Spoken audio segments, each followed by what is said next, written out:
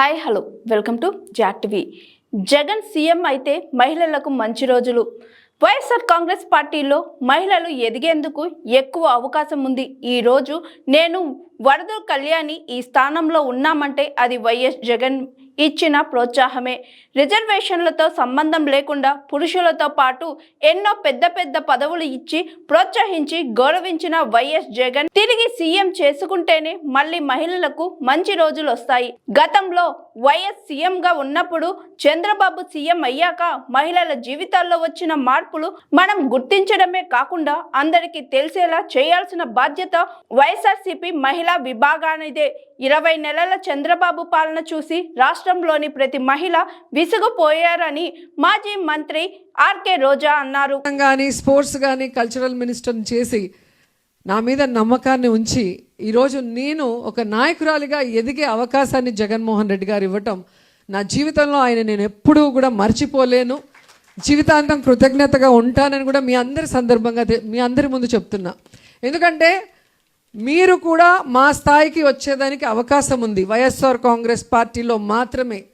ఎందుకంటే కష్టపడే వాళ్ళకి, టాలెంట్ ఉన్న వాళ్ళకి, పార్టీ కోసం, ప్రజల కోసం మనసు పెట్టి పనిచేసే వాళ్ళకి ఖచ్చితంగా స్థానం జగనన్న కల్పిస్తారు. దానికి రెండవ నిదర్శనం నా పక్కనున్న వరద కళ్యాణి గారు. తను కూడా ఊరికే వచ్చేయలేదు, చాలా కష్టపడి 2009 నుంచి పాలిటిక్స్లో ఉన్నారు.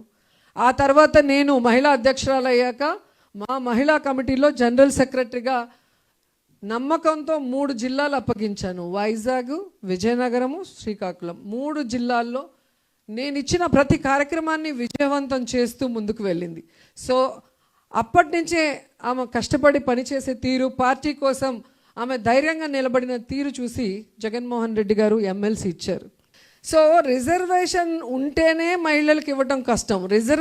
మహిళా రిజర్వేషన్ లేని చోట కూడా రాష్ట్ర వ్యాప్తంగా ఎన్నో పెద్ద పెద్ద పదవుల్ని మహిళల మీద నమ్మకంతో మనకి అందించిన జగనన్నని మనం కాపాడుకోవాల్సిన బాధ్యత ఇప్పుడు మన మీద ఉంది. ఎందుకంటే మీ అందరికీ తెలుసు, ప్రజలు మనని ఓడించలేదు. ఈరోజు ఈవీఎంల మ్యానిపులేషన్ చాలా ఉంది అనేది నేను మొదటి నుంచి చెప్తున్నాను. ఇప్పుడు అవన్నీ కూడా ఒక్కొక్కటిగా బయటికి వస్తున్నాయి.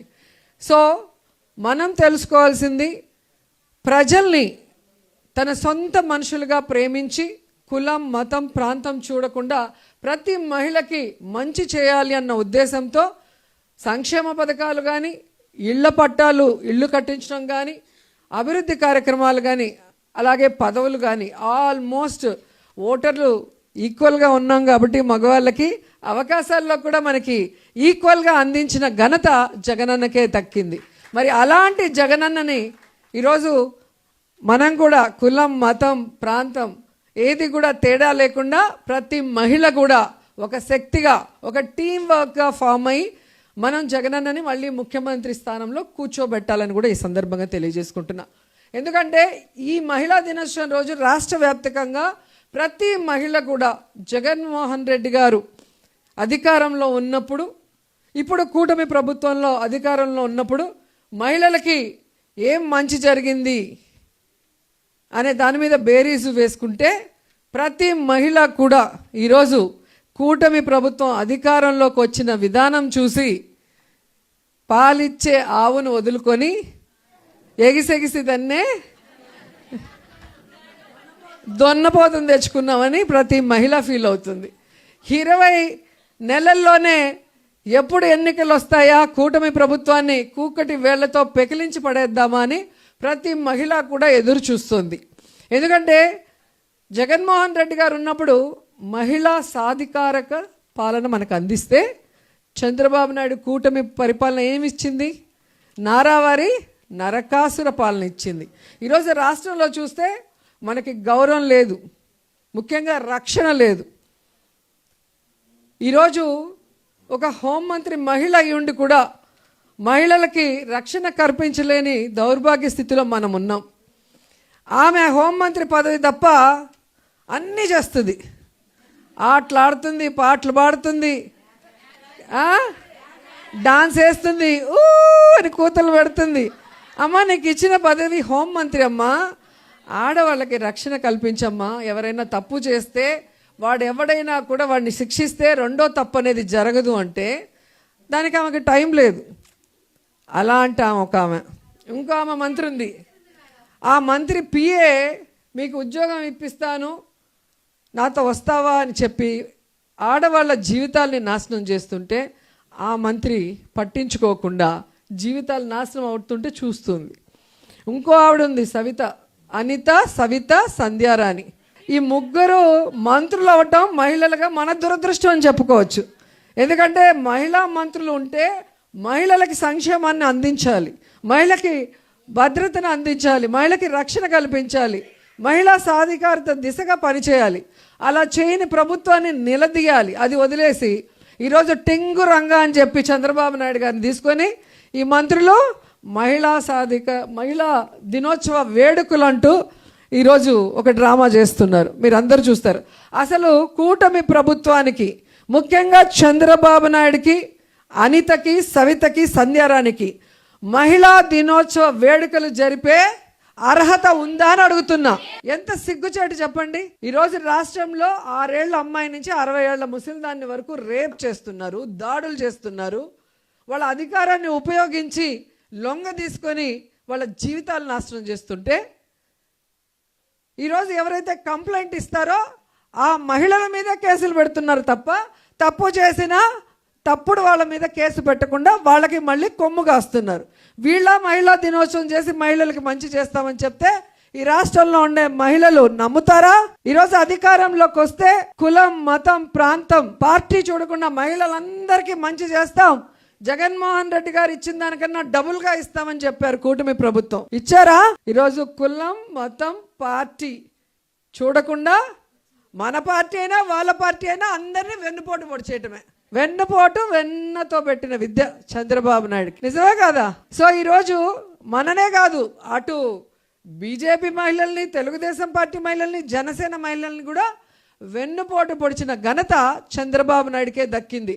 అలాంటోడు ఈరోజు మహిళా దినోత్సవ వేడుకలు జరుపుతున్నారు అంటే ఎంత సిగ్గుచేటో ఒకసారి మనం అందరం కూడా ఆలోచించాలి. అడుక్కున్నాడు, నాకు ఒక్కసారి కొట్టేసి గెలిపిరా, ఒక్క ఛాన్స్ అని పవన్ కళ్యాణ్. ఒక్క ఛాన్స్ ఇస్తే ఆడవాళ్ళ తలరాతలు మార్చేస్తా, కనిపించకుండా పోయిన 30,000 మంది ఆడవాళ్ళని తీసుకొచ్చేస్తా, తర్వాత మన వాలంటీర్లు, నా అక్కా చెల్లెళ్ళు అందరినీ 10,000 పెంచి మిమ్మల్ని అందరినీ దీవిస్తా అన్నాడు.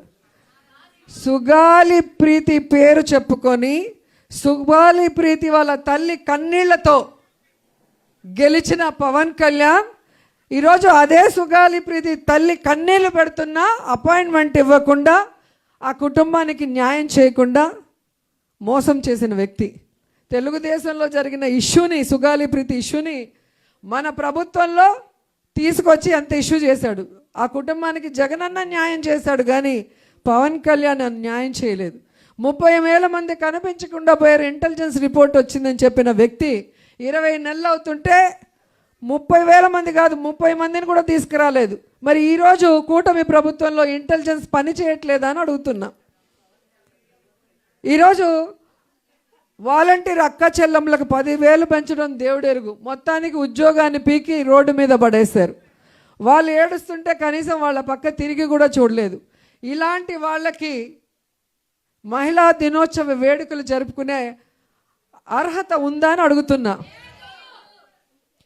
మొన్న అసెంబ్లీలో ఒక మాట మాట్లాడటం మీ అందరూ చూశారు. మన పవర్ ఏంటో చెప్తున్నాను. వైఎస్ఆర్సీపీ పవర్ 11 మంది అంటారు. పవన్ కళ్యాణ్ భలే చెప్పాడు, 11 మంది ఉన్నా 1100 మంది లాగా వీళ్ళు మాట్లాడుతున్నారు అన్నారు. సో కూటమి ప్రభుత్వం తెలుసుకోవాల్సింది, పంచ పాండవులు కూడా 5 మందే, కానీ 100 మంది కౌరవుల్ని ఎలా మట్టు కరిపించారో మన వాళ్ళందరూ కూడా జగనన్న ధైర్యంతో, జగనన్న ఇన్స్పిరేషన్తో ఎంతమంది ఉన్నామన్నది కాదు, బుల్లెట్ దిగిందా లేదా అనేది ఇక్కడ అసలు విషయం. ఈరోజు మనం ఇంత ధైర్యంగా, గర్వంగా ఉండడానికి కారణం ఏంటి? జగనన్న ప్రతి కుటుంబానికి, లబ్ధిదారులు అయితే చాలు, పేదవాళ్ళు అయితే చాలు, వెల్ఫేర్ కానీ, హౌసింగ్ కానీ, ఏ విధంగా ఇంటి వద్దకే వాళ్ళ అకౌంట్లకే ఎవరి ఇంటికి పోయి ఏ లీడర్కి కూడా సలాం కొట్టాల్సిన అవసరం లేకుండా ఇచ్చాడు. అలాగే రేషన్ కానీ మెడిసిన్స్ కానీ వారి ఇంటి వద్దకే వెళ్ళి ఇవ్వటం జరిగింది. పెన్షన్స్ వారి ఇంటి వద్దకే వెళ్ళి ఇవ్వటం జరిగింది. ఇవన్నీ ఇచ్చారా లేదా అని మళ్ళీ ఎమ్మెల్యేలని, మంత్రుల్ని, ఎంపీల్ని ప్రతి ఇంటికి గడప గడపకి మన ప్రభుత్వం ద్వారా అందరినీ కూడా వెళ్ళి చూడటం జరిగింది. సో అందుకే ఈరోజు ఈవీఎంల వల్ల మనం ఓడిపోయినా మనం గ్రామాల్లోకి వెళ్తే గ్రామం గ్రామం మన చుట్టూ తిరుగుతుంది. మనం చేసిన మంచి వాళ్ళు గుర్తుపెట్టుకున్నారు. కానీ తెలుగుదేశం వాడికి ఈరోజు గ్రామాల్లోకి కానీ వార్డులకు వెళ్ళే ధైర్యం ఉందా? కొడతారా లేదా? అది కూడా పాత చెప్పుతో కొడతారు, కొత్త చెప్పు వేస్ట్ అని చెప్పి. సో ఎప్పటికప్పుడు మేము ఎక్కడున్నా అక్కడి నుంచి మాట్లాడతాం. తను శాసనమండలిలో బయట ప్రెస్ మీట్స్ పెడుతుంది. అట్లాగే మీరు కూడా బాధ్యతగా మాట్లాడగలిగిన రోజే అది ఇండైరెక్ట్గా ఇటు పార్టీకి క్రేజ్ పెరుగుతుంది, అటు మీరు ఏ ఇష్యూ మీద అయితే మాట్లాడతారో ఆ అన్యాయమైన కుటుంబానికి మీరు న్యాయం చేసిన వాళ్ళు అవుతారు అండ్ మీరు లీడర్గా ఎదుగుతారు. సో 3 ఉంటాయి బెనిఫిట్స్ మీరు చేసే పని మీద. సో ఇది ఖచ్చితంగా మీరు అందరూ కూడా చేయాలని కోరుకుంటున్నాం.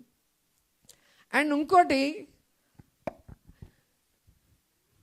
ఈరోజు మీరు చూస్తే ఎమ్మెల్యేలు అంటే ఎలా తయారయ్యారు, ఎంపీలు ఎలా తయారయ్యారు, ఆఖరికి తిరుమల తిరుపతి దేవస్థానం చైర్మన్ ఎంత అసహ్యంగా బిహేవ్ చేస్తున్నారు. ఇలాగే కనుక వేరే పార్టీ వాళ్ళు ఎవరైనా చేసుంటే వాళ్ళని బ్రతకనిచ్చుంటారా? వాటి మీద ఎన్ని డిస్కషన్లు పెట్టుంటారు పొద్దున్న నుంచి సాయంత్రం వరకు. సూట్లు వేసేసి వీడు ఇంటలెక్చువల్, వీడు విశ్లేషకుడు, వీడు అది, వీడు ఇదని అంతా వీళ్ళే, అంత పెయిడ్ బ్యాచే కూర్చోబెట్టి పొద్దున్న నుంచి సాయంత్రం వరకు సావగొడతారు. అదే వాళ్ళ ఎమ్మెల్యేలు కానీ వాళ్ళ చైర్మన్లు కానీ తప్పు చేస్తే ఇందులో తప్పేముంది? ఇందులో తప్పేముందంటే ఏం చెప్పాలి వాళ్ళకి? నాకు అర్థం కావట్లా. ఈరోజు అలాంటి వాడిని ఏం చేయాలో ఒకసారి మీ అందరూ కూడా ఆలోచించండి. ఎందుకంటే మహిళల్ని గౌరవించిన వాడిని అస్సలు సహించరు జగనన్న. అలాంటిది తిరుమల తిరుపతి దేవస్థానంలో ఇలా చేస్తే నిమిషాల్లో కూడా సస్పెండ్ చేసే కార్యక్రమాలు చేస్తాం. ఇక్కడ ఏం తప్పు ఉంది అని అడుగుతున్నారు అంటే ఆ బిఆర్ నాయుడికి ఎంత అహంకారం, ఎంత పొగరు, నరాన కొవ్వెక్కి కొట్టుకుంటారని చెప్తారు చూడు, ఆ విధంగా తయారయ్యాడు. నిజంగానే లడ్డూ గురించి ఎవరైతే తప్పుగా మాట్లాడారో అందరి లెక్కలు వెంకటేశ్వర స్వామి తేల్చేస్తున్నాడు. ఏ విధంగా ఒక్కొక్కరిది తేల్చేస్తూ వచ్చారో మనం చూసాం. సో ముఖ్యంగా ఒక బాధ్యత కలిగిన చైర్మన్గా ఉండి బిఆర్ నాయుడు ఒక మహిళ గురించి ఆయన మాట్లాడతాడు. దీంట్లో తప్పేముంది, మాకు ఎప్పటి నుంచో పరిచయం ఉంది, వాళ్ళ ఇంట్లో లేదు ప్రాబ్లం, మా ఇంట్లో లేదు. నువ్వు TV5 నాయుడు ఉంటే మాకు ఏం ప్రాబ్లం లేదు, మీ ఇష్టం ఎన్న సావండి. కానీ టీటీడీ చైర్మన్గా ఉన్నప్పుడు ఇంతవరకు ఏ దేవాలయంలో కూడా ఇలాంటి చైర్మన్, ముఖ్యంగా టీటీడీ చైర్మన్గా ఉన్న వాళ్ళ మీద ఇలాంటి వీడియోస్ కానీ ఇలాంటివి వచ్చింది దాఖలాలే లేవు. సో ఈ రోజుటికైనా ఆయన్ని రిజైన్ చేయించండి అంటే చంద్రబాబు నాయుడు చెప్తేనే నేను చేస్తాను. అదే అంటున్నా, ఆ ఆడియో నాయుడు, ఈ వీడియో నాయుడు ఎప్పుడు మాట్లాడుకుంటారో ఎప్పుడు చేస్తారో తెలియదు. ఇలాంటి విషయాలు వచ్చినప్పుడు మనం అందరం కూడా గట్టిగా పోరాటం చేయాలి. ఇప్పుడు మేము ఒక్కరమే చేస్తే అది అవ్వదు. సో జగనన్న మళ్ళీ ముఖ్యమంత్రి అవ్వాలి, ఈ రాష్ట్రంలో మహిళలందరూ బాగుండాలి అంటే ఆ మహిళలకి ప్రతినిధులైన మనం అందరం కూడా ఇక్కడ రాజకీయాల్లో ఉన్న వాళ్ళం ధైర్యంగా పోరాడాలి. Hi, this is Swathi. Like చేయండి, షేర్ చేయండి, కమెంట్ చేయండి అండ్ సబ్స్క్రైబ్ చేయండి GRTV.